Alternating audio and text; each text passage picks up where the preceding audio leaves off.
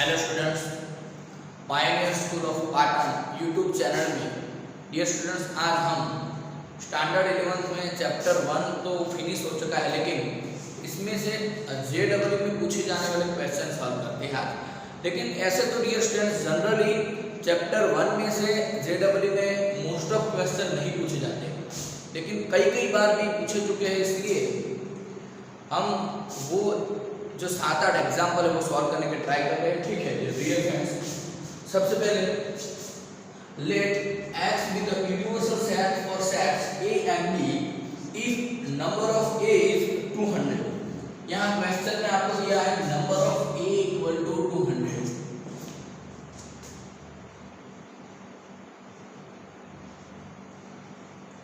Number of b equal to 300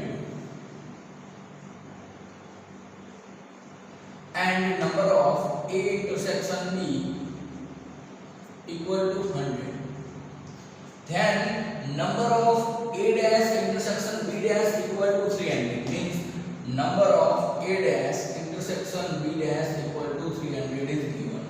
Okay, find क्या करना है number of x. Number of x means x is the universal set, means universal set में कितने elements को find करना है। देखिए यहाँ हमें ये पूछ रहे A dash intersection B dash. अगर आपको डी मॉर्गन्स प्रॉपर्टीज याद है तो ये किसका फॉर्मूला है? A डैश आपको पता है, number of A dash intersection B dash. A dash intersection B dash की जगह आप A union B whole dash लिख सकते हैं, means equal to number of A union B whole dash लिख सकते हैं। ठीक, देखिए इसकी वैल्यू गिवन है, इसकी वैल्यू कितनी है? 300 equal to number of A union B dash. Dash means complement.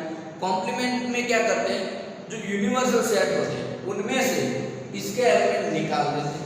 तो यानी कि अगर इसका फॉर्मूला लिखना हो तो क्या करेंगे? नंबर ऑफ यूनिवर्सल, लेकिन यूनिवर्सल की जगह यहाँ क्या दिया? x है, means number of x minus number of A union B। जिसका भी डैश कर रहे हैं वो ही सब्सट्रैक्ट करना है। यहाँ यूनियन का डैश करें तो यूनियन सब्सट्रैक्ट करेंगे यूनिवर्सल में। Therefore 300 equal to number of x, question में फाइंड करना है नंबर ऑफ x जो है वो फाइंड करना है। यहाँ number of A union B। Dear friends, आपको number of A union B का फॉर्मूला पता होगा। जब भी आगे माइनस आता है तो क्या करते हैं? ब्रैकेट करते हैं। इसका फॉर्मूला क्या है? Number of A plus number of B minus number of A intersection B। Therefore 300 equal to number of x is not given, number of A 200 plus number of B 300 minus number of A intersection B is 100। Therefore 300 equal to number of x minus solution of this set, this bracket 200 plus 300 minus 100 means 400।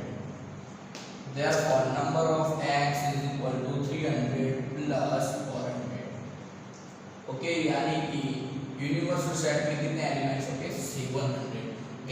Simple question ही है, लेकिन इसके लिए आपको इसका अगर formula नहीं पता होगा तो आप इसको कैलकुलेट नहीं कर सकते। तो डियर फ्रेंड्स, ऐसे क्वेश्चन जनरली अगर सेट्स में से पूछना हो क्वेश्चन, JEE मेंस की बात कर रहा हूँ, एडवांस में तो ऐसे क्वेश्चन नहीं आएंगे क्योंकि मेंस की बात चल रही है। तो मेंस में शायद ऐसे क्वेश्चन पूछ सकते हैं। ठीक है, तो इसका स्क्रीनशॉट ले लीजिए डियर फ्रेंड्स।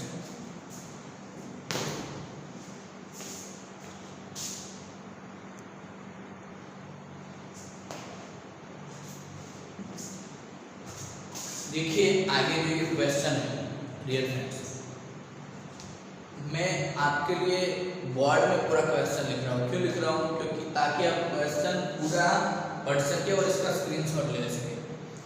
देखिए पहले इन अ टाउन 10,000 फैमिलीज, जो इम्पोर्टेंट उसके ऊपर राउंड कर रहे हैं। ठीक है, 40% family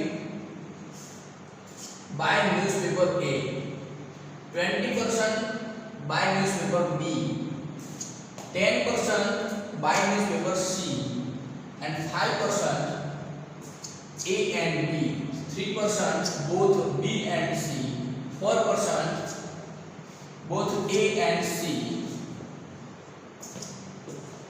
3% buy all the three newspapers. Okay, so find then number of family which buy only A. ठीक है, तो डियर फ्रेंड्स सबसे पहले क्वेश्चन में क्या दिया इस पेपर आपने राउंड करना है, ठीक है, वही तो फाइंड करना है। अगर क्वेश्चन बना हो तो सबसे पहले उनमें से क्या आपको पढ़ना है वो पहले फाइंड करना है, ठीक है। तो यहाँ मैंने जो इम्पोर्टेंट था उसके ऊपर राउंड कर दिया। कितने न्यूज़पेपर है? 3 टाइप के। अगर 3 टाइप के है तो मैंने बोला कि इसको वेन डायग्राम के जरिए इजी मेथड से कर सकते हैं, ठीक है। पहले तो वेन डायग्राम लोग करते हैं।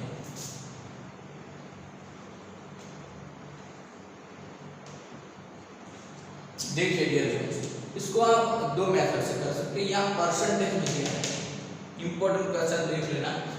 पहले फैमिलीज में से परसेंटेज जो दिया है, परसेंटेज के बेस पर आप उसको फैमिलीज में कन्वर्ट कर सकते हैं, या तो पहले परसेंटेज में ही सॉल्व कीजिए, बाद में इसको फैमिलीज में कन्वर्ट करना, ठीक है।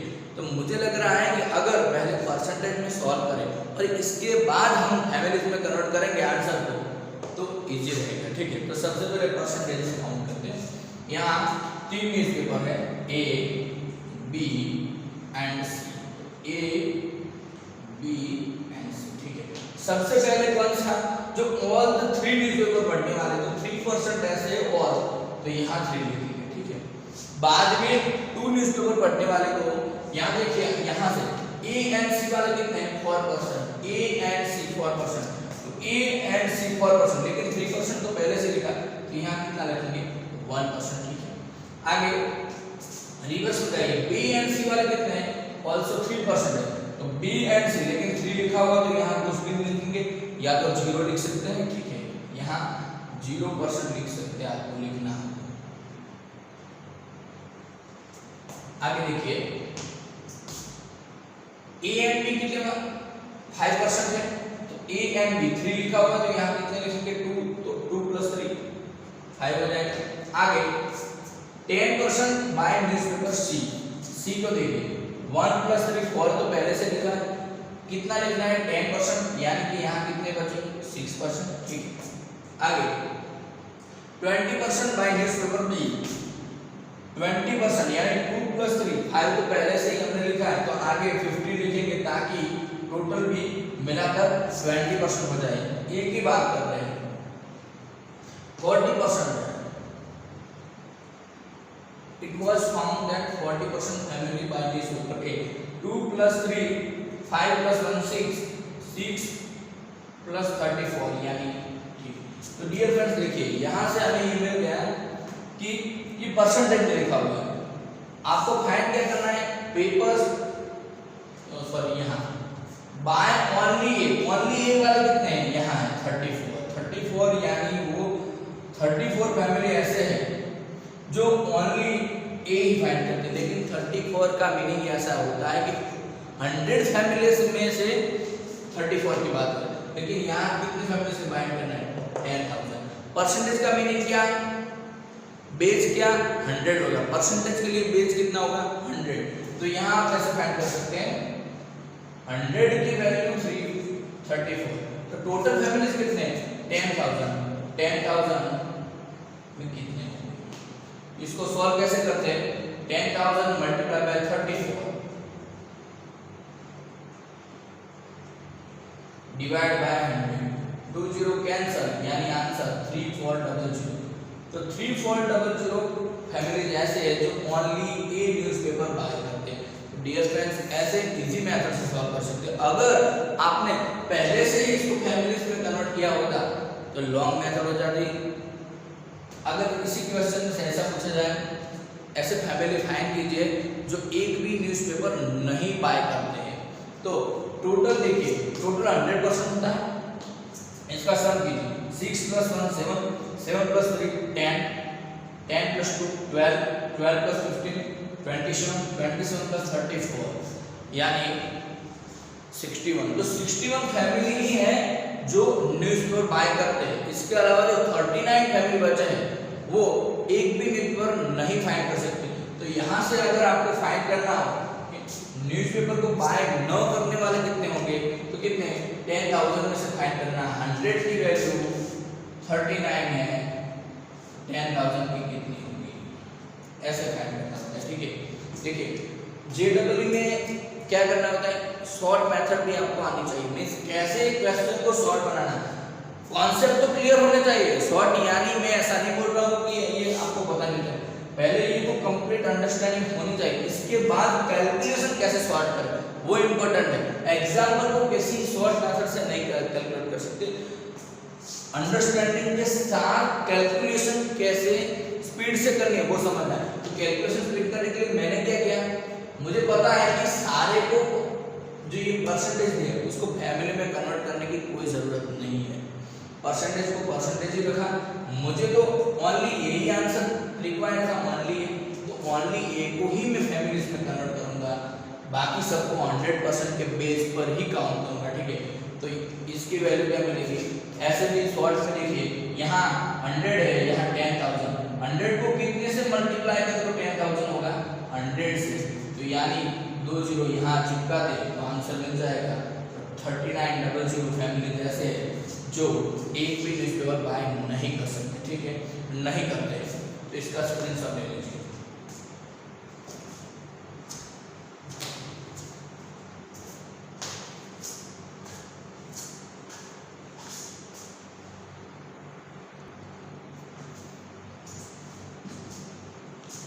आगे देखिए, if A, B and C are subset of universal set U and A union B union C equal to U दिया हुआ है, U यानी यूनिवर्सल सेट, then find ये सेट है कर लेते हैं इसके, यानी A minus B union B minus C union C minus A dash means इसका कॉम्प्लीमेंट करना है। इसमें जो सारे एलिमेंट आ रहे हैं उसको U में से निकालना है। ऐसे क्वेश्चन को कैसे सॉल्व करते हैं, ठीक है, बाय प्रिंसिपल यानी कि बाय जो अंडरस्टैंडिंग है ऐसे सॉल्व कर सकते हैं या तो एग्जांपल के जरिए सॉल्व कर सकते हैं। पहले अंडरस्टैंडिंग समझते, पहले तो मैंने ये जो राउंड किया है ना इसका मीनिंग क्या होता है, A union B union C equal to universal set, ऐसा इसका मीनिंग ऐसा हो रहा है।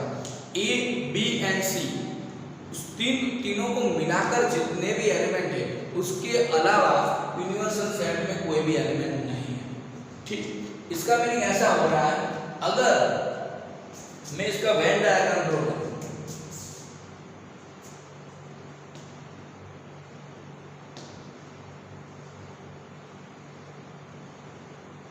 A B एंड C, इन तीनों का यूनियन क्या होगा, तो ये जो तीन राउंड है टोटल जो इसको मिलाकर जितना भी पार्ट हो रहा है इसके अलावा जो ये भी सारे पार्ट बचा है ना यूनिवर्सल का, इसमें कोई भी एलिमेंट नहीं है, मींस यहाँ कोई भी एलिमेंट नहीं, यही पूरा यूनिवर्सल है। अगर आप इसको न ड्रॉ करें तो भी चलेगा। ठीक है, अगर ये न ड्रॉ करें तो भी चलेगा क्योंकि यूनिवर्सल सेट भी यही, इसके अलावा कोई भी पार्ट ही नहीं। ठीक है, तो देखिए A माइनस बी मीन्स क्या होता है, ए जो सेट है ए का जो पार्ट है टोटल उनमें से बी वाला पार्ट निकालना है। देखिए ये जो ए पार्ट उनमें से ये बी वाला पार्ट यानी इतना निकाल देना है, तो इसके बाद कितना बच रहा है, यही पार्ट बच रहा है। ठीक है, निकाल दिया। यहाँ B माइनस सी का मीनिंग क्या हो रहा है, B में से C वाला पार्ट निकालना, तो ये टोटल B है, उनमें से ये C वाला पार्ट निकाल देंगे तो कितना बचेगा, यहाँ से देखो पूरा, और C माइनस ए क्या होगा, ये C पार्ट है, उनमें से A वाला पार्ट ये निकाल देंगे तो ये पूरा इतना कौन सा पार्ट बचा, इसके अलावा पूरा पार्ट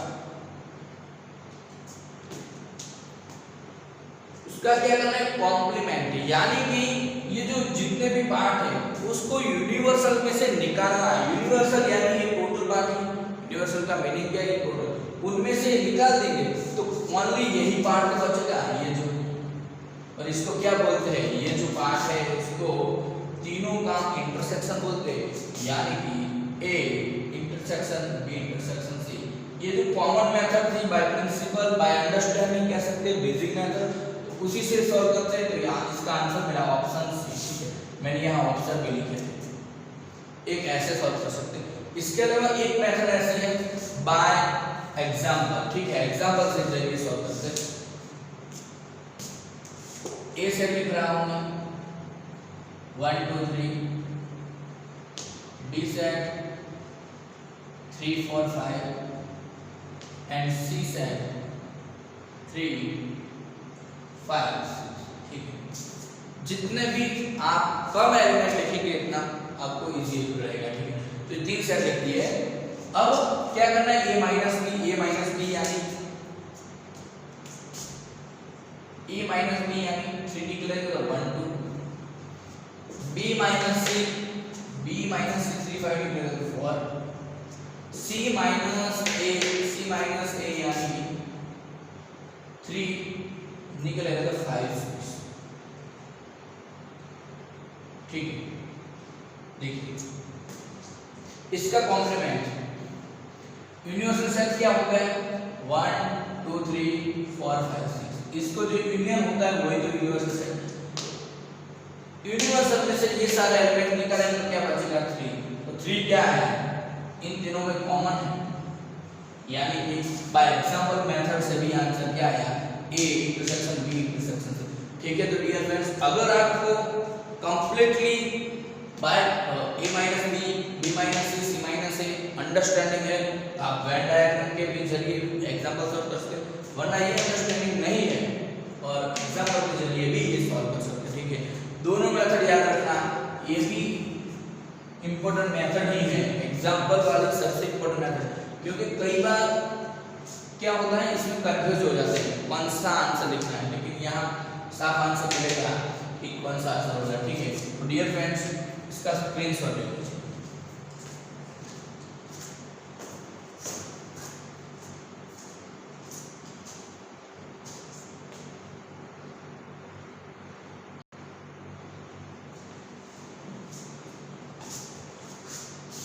डियर फ्रेंड्स, जो सेट्स में होते हैं ना उसके बारे में आज हम जेडबल में पूछे जा सकते हैं, वैसे एग्जांपल सॉल्व करें, लेकिन ऐसा नहीं है कि नहीं पूछा जा सकता। सेट जो चैप्टर है ना वो आगे जो आने वाला चैप्टर है सबका बेस है, यानी कि अगर इसके रिलेटेड क्वेश्चन तो पूछे जाएंगे, ठीक है। तो कंप्लीटली समझना। देखिए ये क्वेश्चन है, यहाँ में कोई नंबर की रिक्वायरमेंट नहीं है, स्टार्ट कर रहा हूँ। देखिए if x equal to x n given है 8 raised to n minus 7n minus 1 where n belongs to 10 and y set given 49 multiplied by n minus 1 where n belongs to 10, two set given है यहाँ। then ये जो 4 MCQ दिए हैं या जो 4 option है उनमें से सिलेक्ट करना है राइट आंसर क्या है। देखिए ये कौन सी मेथड से लिखा हुआ है, सेट बिल्डर में, ये भी सेट बिल्डर। पहले तो समझना है कि टेबुलर फॉर्म में कैसे लिख सकते हैं। देखिए इसको बाद में समझना, पहले ये समझ लें। 40 n multiply by n minus 1, n की वैल्यू कहां से लेंगे, नेचुरल नंबर यानी 1 2 3 4 5 पुट करेंगे। देखते हैं यहाँ पुट करते हैं, यहाँ हमारे पास है 49 n माइनस 1, n की वैल्यू 1 पुट करते हैं तो 1 माइनस 1 0, 0 मल्टीप्लाई 49 0, आगे 2 पुट करेंगे 2 माइनस 1 1 into 49 49, 3 पुट करेंगे तो 3 माइनस 1 2 into 49 यानी 98। इसका मीनिंग ऐसा हो रहा है कि n माइनस 1 में कौन से एलिमेंट आएंगे, 0 1 2 3 अप टू इनफिनिटी, यानी कि 49 मल्टीप्लाई बाय समथिंग मींस जो होल नंबर है। इसका मीनिंग ऐसा होगा ये सारे एलिमेंट है तो सारे नंबर हैं वो 49 के मल्टीपल हो गए। ये जो सारे एलिमेंट्स क्या हो गए 49 के मल्टीपल, यहाँ 147 आएगा, ऐसे ही इनफाइनाइट तक। यानी y सेट में मिल चुका है, y सेट क्या है 49 का मल्टीपल है।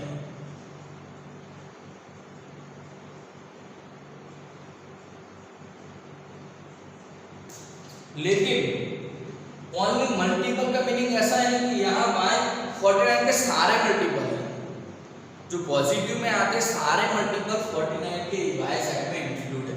अब x सेट की बात कर रहे हैं तो x सेट को भी n यानी 1 2 3 4 वैल्यू पुट करते हैं, x की बात करते हैं, यहाँ इक्वेशन गिवन है, n की जगह हम 1 पुट करते हैं, 8 raise to 1 8 minus 7 into 1 7 minus 1 यानी 0। तो डियर फ्रेंड्स यहाँ फर्स्ट वैल्यू क्या मिले 0 मिली, आगे 2 पुट करते हैं, 8 raise to 2 64 7 to 40 and minus 1 यहाँ 49 मिल रहा है, 3 पुट करते 8 रेज़ टू 3 यानी क्यूब ऑफ 8 यानी 5 on 2 3 7 are 21 माइनस 1 यानी 490। तो देखिए डियर फ्रेंड्स यहाँ भी जो सारे एलिमेंट मिल रहे हैं वो भी 49 के मल्टीपल है, लेकिन क्या हो रहा है बीच के जो एलिमेंट थे 49 2 जा 98 49 3 जा 147 वो सारे एलिमेंट नहीं है, ये मल्टीपल है लेकिन ऑल मल्टीपल नहीं है ये।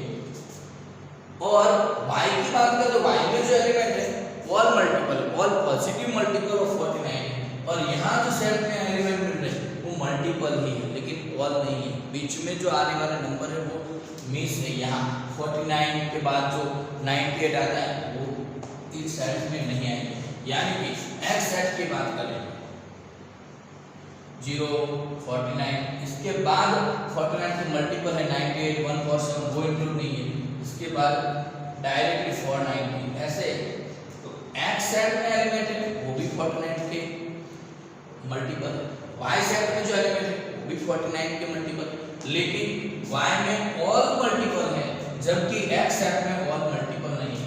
तो इसका मीनिंग क्या हो रहा है y के सारे एलिमेंट x में होंगे या तो x के सारे एलिमेंट y में होंगे। जल्दी आंसर दीजिए, सोचिए आप y सबसेट x होगा या x सबसेट y। सबसेट का मीनिंग क्या होता है अगर किसी सेट के सारे एलिमेंट दूसरे सेट में हो तो जो पहला सेट है वो दूसरे सेट का सबसेट कहलाता है, यानी x के सारे एलिमेंट y में इंक्लूड है यानी x is subset of y। ठीक है, तो dear friends C answer is right, C option is ठीक है। तो डियर फ्रेंड्स ऐसे इसको सॉल्व कर सकते हो और ऐसे क्वेश्चन पूछे जा सकते हैं। देखिए इसका स्क्रीनशॉट ले लीजिए, प्रैक्टिस कीजिए, ज़्यादातर प्रैक्टिस कीजिए ताकि आपको ये सारे एग्जाम्पल कैसे सॉल्व करना है वो आपको मेथड आ जाए। ठीक है, तो इसका स्क्रीनशॉट ले लीजिए।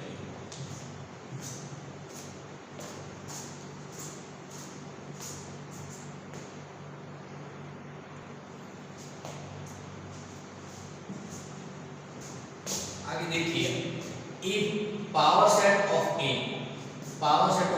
denotes the power set of A means ये जो P of A लिखा है वो क्या डिनोट कर रहा है power set of A and A is the void set। ठीक है, तो डियर फ्रेंड्स ये हमारा Q, A is the void set, then what is the number of elements in, इसमें कितने एलिमेंट वो फाइंड करें। देखिए डियर फ्रेंड्स सबसे पहले पावर सेट क्या है वो बताना चाहिए। Power set is the set of subset of, अगर मैं A की बात करूँ तो subset of set A means set A के जितने भी सबसेट है वही तो पावर सेट के एलिमेंट होते हैं। ठीक है, तो यहाँ पहले अंदर जो इंक्लूड है वहां से इन से आउट जाएंगे। सबसे पहले जो अंदर है P of A वो ही देखेंगे।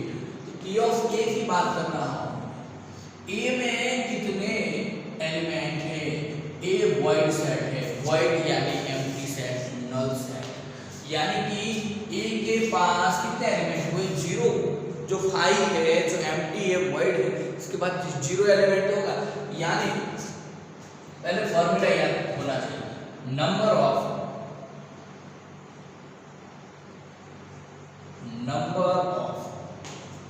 Power set of A equal to where n is number of element of A, ई सेट में जितने भी एलिमेंट है वही तो n। तो सबसे पहले मैं पावर सेट ऑफ ए की बात कर रहा हूं, तो n की वैल्यू कितनी हुई? 0 की हुई, 0 ही हुई, क्योंकि ए वाइड सेट है, यानी ए में एक भी एलिमेंट नहीं है, तो यहाँ n की वैल्यू 0 हुई। तो पहले पुट करेंगे 2⁻0 यानी 1 मिला। अभी आगे बात करते हैं यहाँ power set of A, double time power करना है। तो देखिए अब n की वैल्यू क्या हो जाएगी? 1 हो जाएगी। n की वैल्यू 1 यानी number of power set of A. तो जो ये पावर सेट ऑफ ए उसमें कितने एलिमेंट है? 1, 2:1 यानी 2 आंसर। आगे फाइंड करना है power set of triple time. तो n की वैल्यू कितनी होगी? 2 यानी 2:2 यानी 4। और आगे बात करें अभी कितनी है? Yes 4 time power set of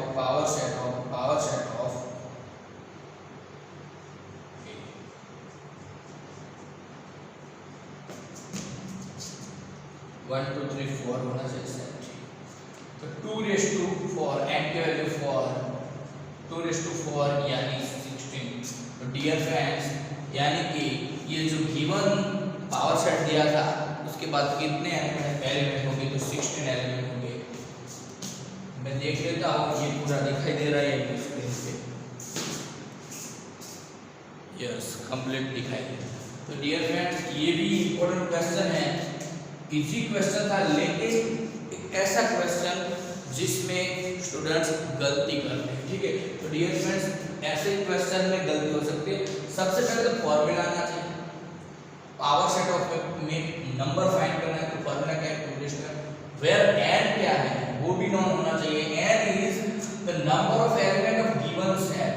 जब हम इस सेट के पावर सेट की बात करें तो इसके एलिमेंट कितने होंगे? 1। आगे इस सेट की पावर सेट, तो इसमें कितने एलिमेंट होंगे? 2। ठीक है, तो डियर फ्रेंड्स ऐसे आप कैलकुलेट कर सकते हैं क्वेश्चन कुछ भी। मैं ये जो है एक बेस क्वेश्चन है, यहाँ ए में एलिमेंट दे सकते हैं 3 2 1। यहाँ तो वाइड सेट दिया था, वाइड सेट यानी यहाँ स्टार्ट हुआ है n 0 से। अगर यहाँ ए इज द सिंगलटन सेट लिखा होता है, सिंगलटन का मीनिंग क्या होता है? सिंगलटन का मीनिंग होता है डियर फ्रेंड्स, यानी कि ए सेट के पास 1 एलिमेंट है, तब n की वैल्यू 1 से स्टार्ट होती है और आगे बढ़ती है। ठीक है, तो डियर फ्रेंड्स ऐसे सॉल्व कर सकते हैं, लेकिन जब भी प्रैक्टिस करेंगे ना तो फास्ट कैलकुलेशन होगी। प्रैक्टिस ज़्यादा से ज़्यादा कीजिए। वीडियो को अगर एक वीक हो जाए तो टाइम मिले तो फिर से देख लेना। ठीक है, तो डियर फ्रेंड्स स्क्रीन शॉट लेते हैं इसका।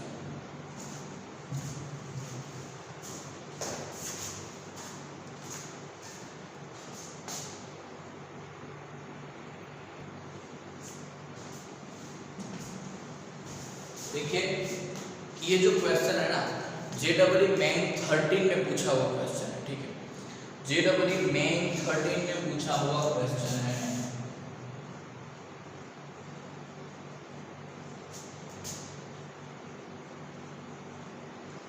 ठीक है, क्वेश्चन क्या है? ये सेट गिवन है theta such that sin theta equal to tan theta and B set में theta such that cos theta equal to 1। तो ये जो सेट टेबुलर फॉर्म है उसको सबसे पहले टेबुलर फॉर्म में लिखने के ट्राई कर रहा हूं।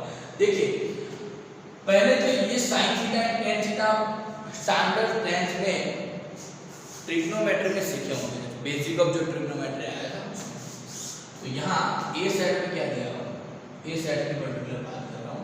तो sin theta equal to tan theta, therefore यहाँ से tan थीटा लेफ्ट साइड ला रहा हूँ इक्वल टू 0। tan थीटा की फॉर्मूला आपको याद होगी, sin theta by cos theta.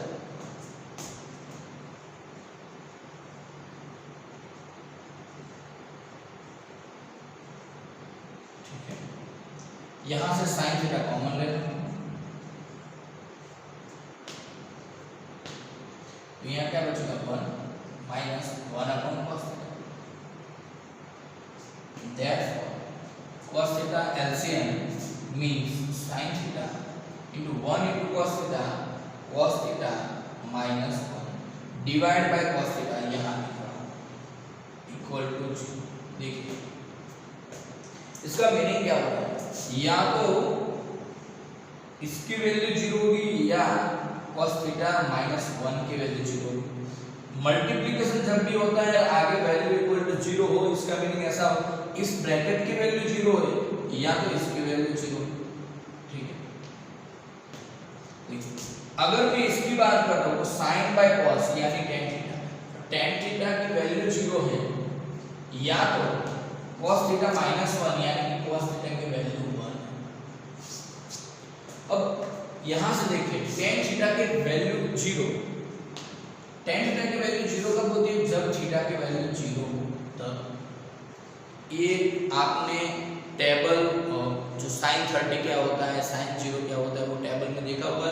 तो tan 0 की वैल्यू 0 है यानी थीटा की वैल्यू 0 मिली, और यहां से भी हम cos 1 क्या कि कब होता है जब थीटा की वैल्यू 0 यानी दोनों तरफ से भी थीटा की वैल्यू 0 मिली। यानी सेट A की बात करें तो A में कौन सा एलिमेंट मिला 0, और यहाँ मैं B सेट की बात कर रहा हूँ तो cos थीटा इक्वल टू 1 की 1 है।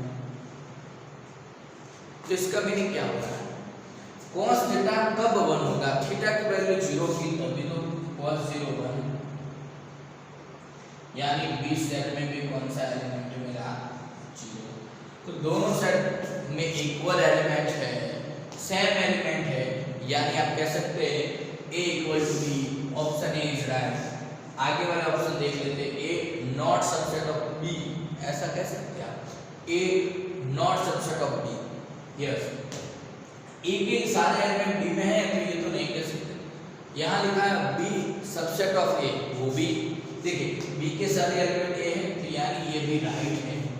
और D की बात करता हूँ, A subset B, A B का सबसेट है, लेकिन B माइनस 5 नहीं होना चाहिए।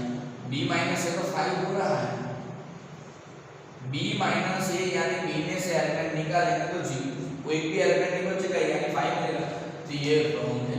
यानी यहाँ से दो आंसर मिल रहे हैं। देखिए अगर क्वेश्चन में ऐसा लिखा हो कि मल्टी, जो ऑप्शन है इसमें मल्टी राइट हो सकते हैं, यानी 1 आंसर भी करेक्ट हो सकता है, 2 आंसर भी करेक्ट हो सकता है।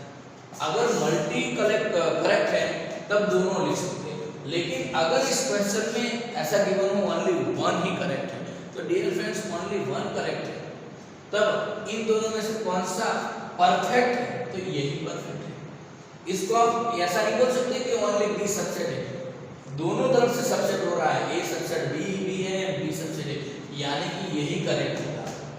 परफेक्ट आंसर भी फाइंड करना होता है ना, इन दोनों में से परफेक्ट आंसर कौन सा होगा, A इक्वल टू B ही इसके लिए परफेक्ट हो रहा है। तो dear friend answer A is right, also answer C is right, but perfect answer is A equal to B। ठीक है, तो डियर फ्रेंड्स ये इंपॉर्टेंट क्वेश्चन थे सारे जो सेट्स में थे। ऐसे क्वेश्चन की अगर प्रैक्टिस करेंगे तो ये मैंने शायद 7-8 क्वेश्चन सॉल्व किए हैं आज के वीडियो लेक्चर में, लेकिन वैसे क्वेश्चन JEE के लिए इम्पोर्टेंट है। ठीक है, तो डियर फ्रेंड्स आज के वीडियो लेक्चर में इतना है। Thank you very much for watching this video lecture.